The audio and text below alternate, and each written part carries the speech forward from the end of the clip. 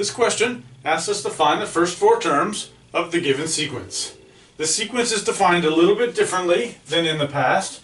What we see here is a formula for the n plus first term if we know the nth term.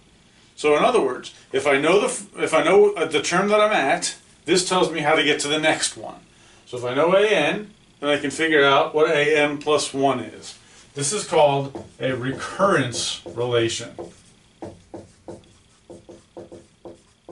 It tells us how to find the next term in the sequence.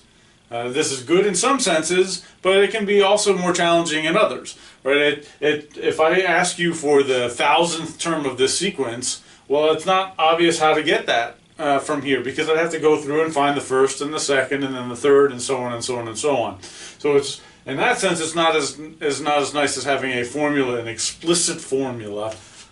But we'll see that we can use this to find the explicit formula in some cases. But in this example, all we want is the first four terms. We also are told the starting value. Since a1 is 7, then a2 I'm going to get by using this recurrence relation. And a2 is negative 3a1. That's all that says. The next term is negative 3 times the previous term. So that's negative 3 times 7, which is negative 21. And from here on out, it's just as simple. Each time we're going to simply multiply by negative 3. This will be negative 3a2, which is negative 3 times negative 21, which is positive 63.